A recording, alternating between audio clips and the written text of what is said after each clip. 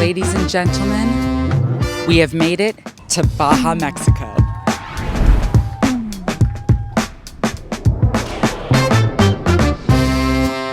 Moving our camper van and our bikes from Czech to Mexico has been as much about logistics as it has been about adventure. It's been dealing with international shipping, border bureaucracy, and a few unexpected holdups along the way. Let's break down what it really costs. We kicked things off at our workshop just outside of Olomouc, Czech Republic, packing up and driving 550 miles to Hamburg, Germany, a 10-hour drive that would cost us $120 in diesel. From there, we shipped our van Ro-Ro style with a company called Seabridge, paying $4,200 for a 22-day Atlantic crossing to Baltimore, where it arrived in early December. Ro-Ro is roll-on, roll-off shipping, which is the most affordable ferry option, but also our only option, since our van is way too big to fit inside of a shipping container. Since e-bike batteries can't be shipped inside the vehicles on the ferry, we sent only Havoc's hardware in the van and shipped the battery separately. We also shipped V5 as a kit, adding $700 of cost for both bikes to be assembled later at my parents' house in Arizona. So after dropping the van at port, we headed to the airport where one-way flights to the US totaled $1,100 for the two of us. Unfortunately, the ferry ran into customs delays, holding our van for 6 extra days, leaving us stuck in Baltimore and paying for accommodation. Our hotel bill added up quickly at $115 per night, totaling $690 in unexpected costs. All good? The van is in America. It's seriously perfect. There's nobody crashed anything. Nobody. Is the tank still under? Should all be good? Freaking awesome. Once we finally got the van back, we drove 2,400 miles from Baltimore to Phoenix, a 40-hour drive, only stopping to sleep and spending just under $400 for fuel. Then in Arizona, we stayed with my parents, prepped the van, and assembled both bikes. After that, we've pretty much driven the entire length of Baja, 1,100 miles, all the way to the bottom of the peninsula, which is Cabo San Lucas, adding $240 of fuel cost. So far, in total, we've spent over 80 hours on the road and racked up $7,445 in expenses. This could be done cheaper, but for us, it's already been worth it, especially considering it's brought us to paradise. Baja is honestly the van life dream. I took a stroll downtown this evening when I heard music echo through the night. The same old songs that I heard the night before. So I started running so I wouldn't be too late.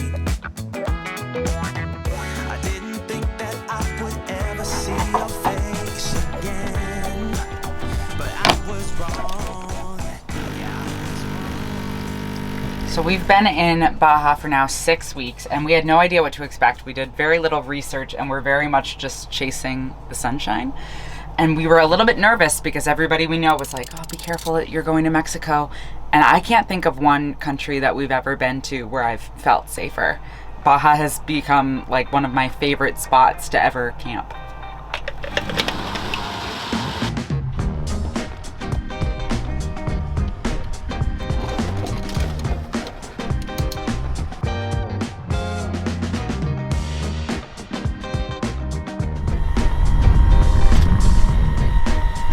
So our e-bikes and motorcycles are the reason why we have big lithium and a lot of solar on the roof. Here in Baja, we have so many sunny days that we don't even have an alternator charging. We only power the lithium from the solar. And because it's tiltable, it doubles the daily intake of the power. It makes a big difference versus flat mounted. And we have so much power that we need to be force discharging the bikes, so we don't have just a dead solar panels on the roof, and we actually utilize them and place the power somewhere. It's a good problem. You lead the way.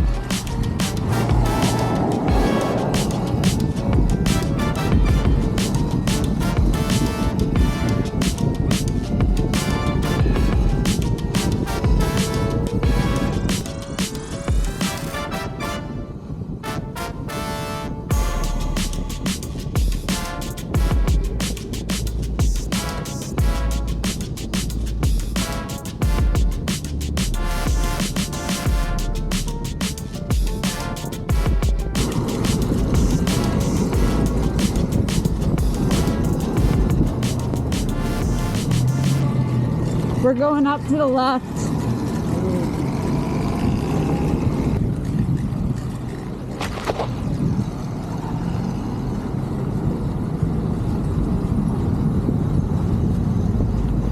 Right now we're in the city center park in Los Briles. We are just finishing up here at a farmer's market that's held by the community every Saturday, where local entrepreneurs are basically selling all of their goods. Classic. It is delicious. Go for it. I grabbed extra spoons. Oh my god, it's double angle. Double. That's a lot. It's really nice always to take the bikes, unload them, no complications.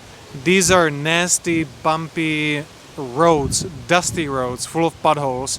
So always dragging around that big rig is so much easier to take the bikes and just fly on these roads. And parking was a nightmare here. It's a maze. I can go between the two. That's why everybody has boogies here. That's what they use as a local commuting. It's awesome. It's awesome to have a easier local transportation.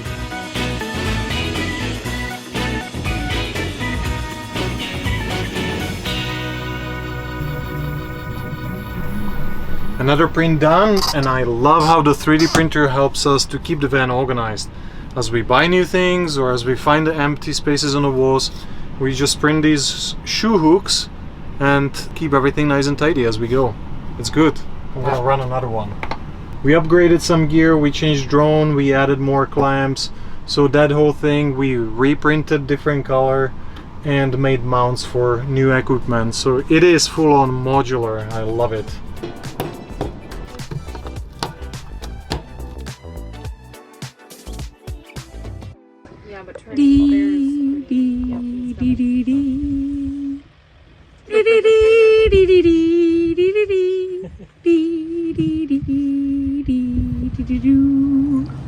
Are they all coming?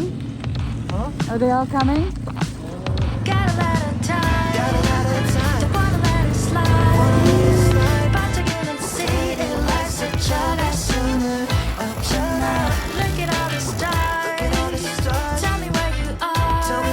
오늘이 지나면 후회를 따윈 없어야 하잖아. That's pink. That's what I call pink. Is it as pink as your hoodie? Oh, actually, am I blended it in? The sky's boring now.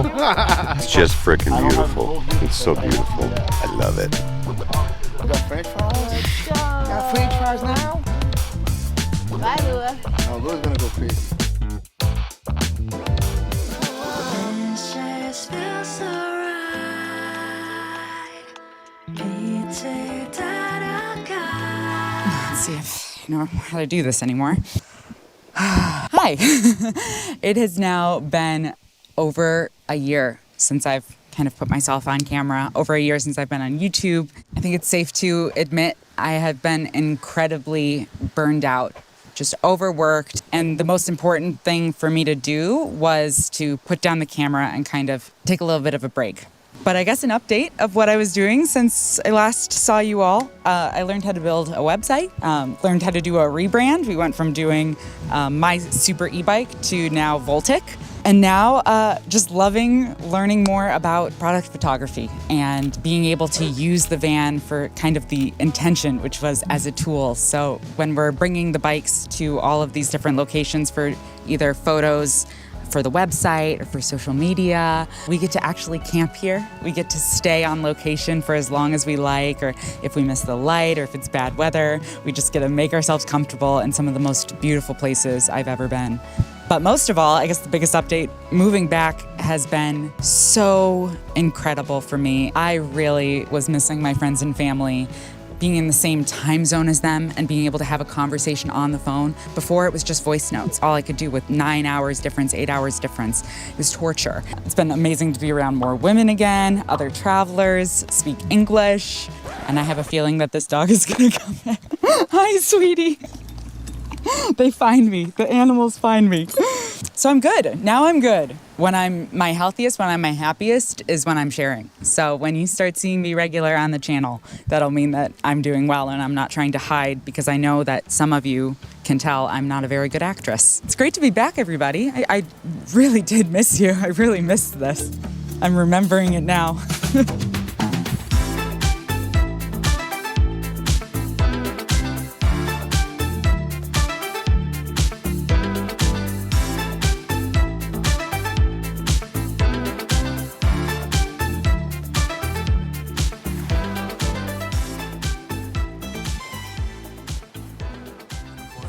It doesn't flicker. The only thing I was thinking because it's white right here. Octopus. This is the means molcajete. We have a couple of them. Salsa verde. And we got another one. With a green and a red. It's hot. That's octopus. Very hot. I was thinking that chicken but it was white. Wow. Gotta be careful. There's so much in it.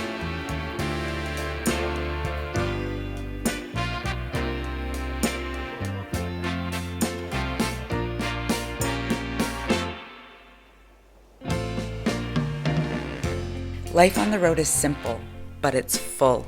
Days unfold without urgency, shaped by weather, who's parked nearby, and the distant sounds of happy surfers. Whales breach at sunset, pelicans skim the waves, dogs bark at drones, and wild donkeys move through camp like they belong. These camps quickly turn into communities, and before long, we're sharing meals, watching each other's kids, swapping stories over sunset beers. Work fades into the background, replaced by mystery trails, good food, deep rest, and friendships that form fast but feel like they've always existed. Full-timers, retirees, families, couples, solo travelers, we're all out here figuring it out together. Women support women, men give you the shirt off their back, and people understand what it means to build a life outside the lines. No small talk, no pretense, just a quiet knowing that we're all here for the same reasons. Baja is everything I didn't know I needed. Empty beaches, open roads, wildlife everywhere. The kind of landscapes that reset your perspective. There's no red tape, no one looking over your shoulder, just room to breathe. But it's the people who make it unforgettable. The spontaneous gatherings, the contagious laughter, the conversations that remind me what matters most.